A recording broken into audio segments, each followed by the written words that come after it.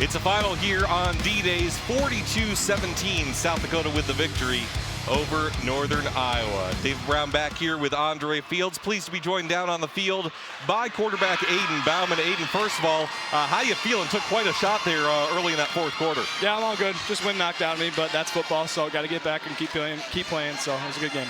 Absolutely, and you were playing incredibly successfully early on. The passing game really got going. From your perspective, what was working so well through the air? Yeah, I mean, we got dudes. We got dudes out on the perimeter, and it's just my job to give them the ball. And there's some looks that presented itself that, I could get it to them, and they made plays today, and they did a really good job, so really proud of them. Yeah, you got into a bunch of different receivers, including some guys that didn't really have a lot of catches in this season. Guys like Javion Phelps, Hayden Erickson, A.J. Coons. What's it like, as you mentioned, to have a diversity of weapons on offense? Yeah, it's awesome. The teams are going to take away our guys that are making plays, but we got more guys up our sleeves. So we're just going to keep developing, keep getting better, and get ready for next week. All right, well, congratulations, Aiden, and best of luck next week in Youngstown. Appreciate it. Thank you. Aiden Bauman with another fantastic game for USD. Good to hear he just got the wind knocked out of it. That was kind of the suspicion as we saw, but through the air, he was just awesome. Usually teams run to set up the pass set up the run for USD today. And in the first few games of the season, he wasn't really asked to throw the ball much, but when he's been asked to do it, he's done it very effectively and very efficiently. Absolutely. Now joined down on the field by USD head coach Bob Nielsen. Bob, congrats on the victory. This is the 4th straight game and the 5th time in 6 games that your offense has put up more than 40 points. What's clicking so well from an offensive perspective? Well, our staff's doing a great job putting a plan together. I think our balance has been the key. Aiden was good today. He was really good on 3rd down, got the ball distributed, made a lot of plays on the perimeter against a team that's good against the run.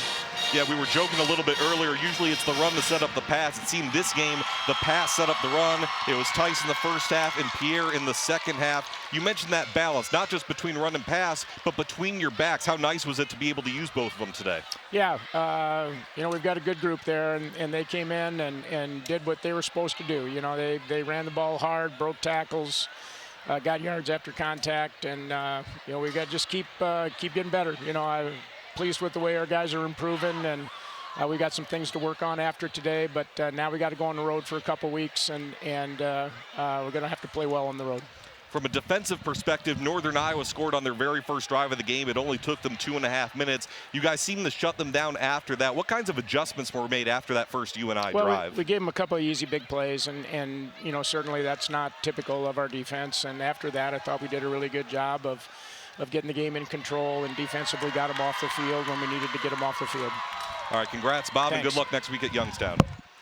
Bob Nielsen joining us down on the field. Another efficient performance for the University of South Dakota. And he talked about the balance in more ways than one, and we saw that on display. Yeah, it's something that you have to have, especially in the Valley where things get so contentious each and every week, because the teams they can hold up to the run game, right? So you have to be able to throw the football. If you can do both, you can control the game, and that's exactly what we saw them do today. They threw the football, they ran when they needed to, they controlled the clock, they made some plays defensively, like I said, made the adjustments, and that's how they were able to really just kind of control it from start to finish. Let's get a look at our highlights from the second half. They are brought to you by Avera Orthopedics. And it was a 28-10 game at halftime. USD came out in the 3rd quarter and went right down the field. Yeah, and on this one, the completely busted coverage by UNI left the receiver wide open in the middle. Charles Pierre Jr. spinning his way into the end zone. That made it 35-10 at South Dakota. Northern Iowa had one good drive. This flea flicker set up a touchdown to Jaden Ellis-Leahy. Yeah, it's a great call, because you've definitely taken advantage of USD being over-aggressive and able to surprise him. That cut it to 35-17, but then USD did what they do best. They wasted a lot of time, kept it on the ground. This was a 3rd and 8 run, by the way, from Charles Pierre Jr. for his 2nd rushing touchdown of the half.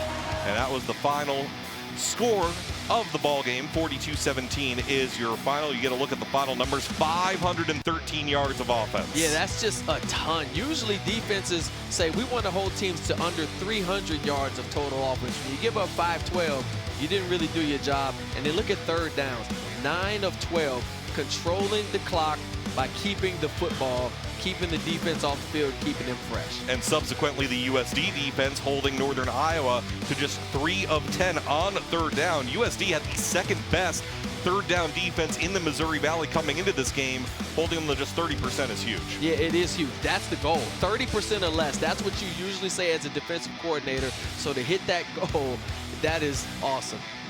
Northern Iowa falls to 2-4. As we mentioned, next week they will travel to Grand Forks to take on North Dakota. USD, they are 5-1 on the season.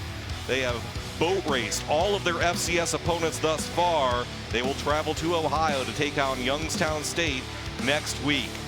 Thanks to our entire production crew, including producer Levi Vanderweyde and director Joey Beltram. For all the other hard-working men and women on this crew, alongside Andre Fields, I'm David Brown. Thanks for watching another D-Days victory from Vermillion.